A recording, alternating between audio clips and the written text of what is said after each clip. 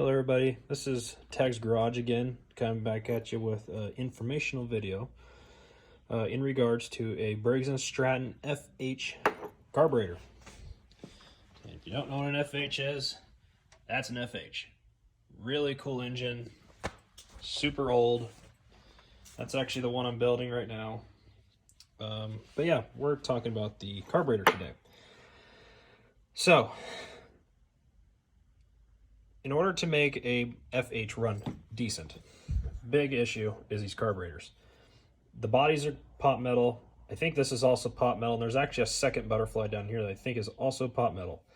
And they were awful. This one was super sloppy, super sloppy. I've never had this engine running, but I'm sure it did not run very good with all these vacuum leak entry areas. So I wanted to fix that. So I'm going to show you a technique today that involves your old mixer, JB Weld, Q-tips, Vaseline, and any sort of cleaner. I used carbon choke, but you can use alcohol, whichever. So to split these apart, there's 4 rivets originally. You drill those out, punch them out. You can separate the 2 halves. These rings are kind of a bugger to take off. On this one, because the pot metal is actually rolled on top of the rings. On this one, I filed smooth, and that allowed me to take this ring off super easy.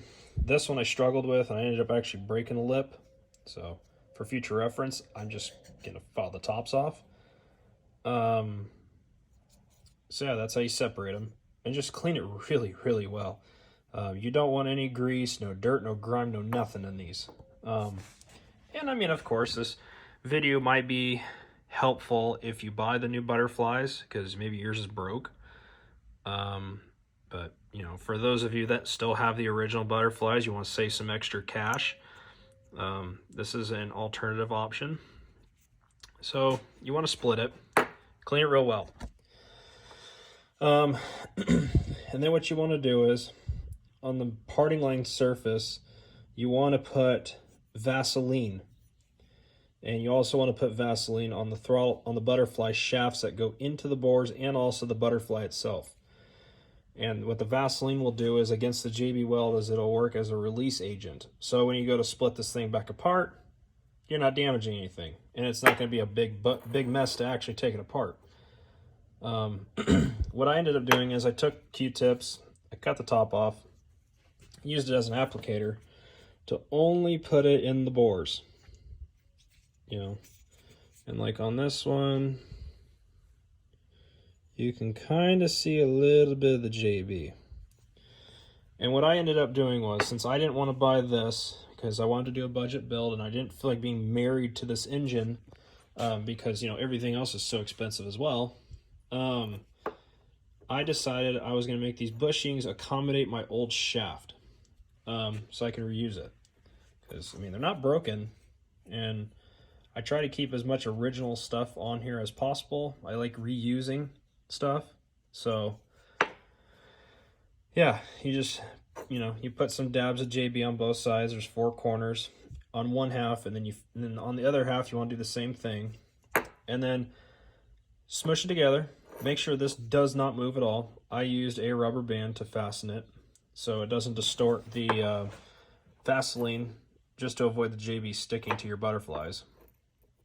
And then I put my rings on, I clamped it, left it overnight. Take it back apart, and then you want to take a razor blade like this, or X-Acto knife or whatever, and want to go inside the bores, and you want to kind of clean up all the edges where JB wasn't originally, besides in the area that you want the bushing. Just to keep everything clean and clear and allow your butterflies to seal correctly. So that's one way of doing it. And then I just replaced it with machine screws, because, you know, without the butterfly kit, you don't get the rivets. Whatever, it's not a big deal to me. I just stuck the screws in, I put some Loctite on, they're not going nowhere. Before I actually put the halves together, I spread a very thin layer of RTV around the entire parting line surface, because you can kind of see it right there, poking out. And that should help with any extra vacuum leaks that this may occur, and hopefully give me a good running engine. And that's the whole goal, is you don't want a vacuum leak whatsoever. And also, quick tip, do not plug this hole with the RTV. This is for fuel to run off out of, or water, or whichever. Yeah, so that's one way of fixing this. I'm sure there's other ways. You can fill the holes full of JB, drill them through if you have new shafts. If you're using a used shaft, I would not do that, because it is going to be undersized, and finding a drill bit that's going to be exactly to your worn shaft is damn near impossible. So you want to do it this way.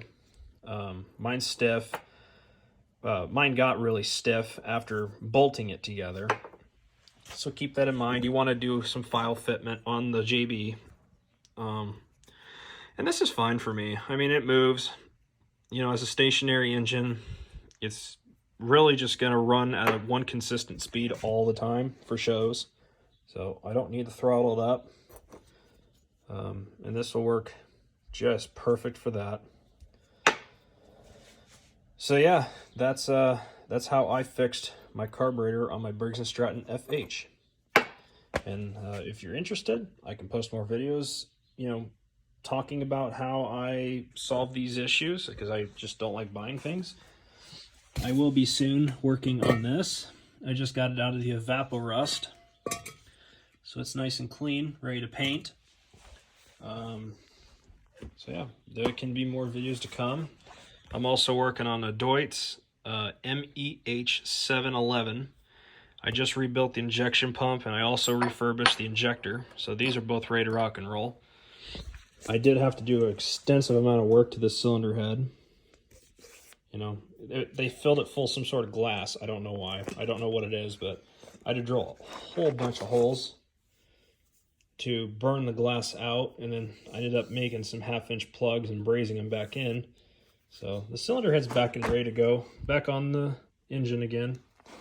This was one big crack that it already had when I got it, so that turned out pretty nice. So that'll be a future video. I've also got a Satley here that's about ready to fire up. I just did a reshim and a bearing repair. I just got my John Deere Model E back. I did bushings, and also I replaced the gear on my governor, and I didn't want to spend the $70. Flywheel Supply, I think, sells the gears. They're $70, and I just didn't want to do that. So I actually found a gear that is exactly the same through Boston Gear, and I use that. It works good. And this is a rocker off of a 8-horsepower Whitty that I will be soon getting going as well. So I'm new to YouTube, as you can tell. I'm a stutterer. I don't really know what to talk about half the time. So, but if you would like some more videos of what I do, or some tricks to kind of avoid spending a bunch of money, let me know. Comment, like, subscribe. Let me know if there's something else in specific you would like to see, and I can absolutely do my best to make a video that is worth your time. Yeah, so thanks for watching. Have yourself a good day.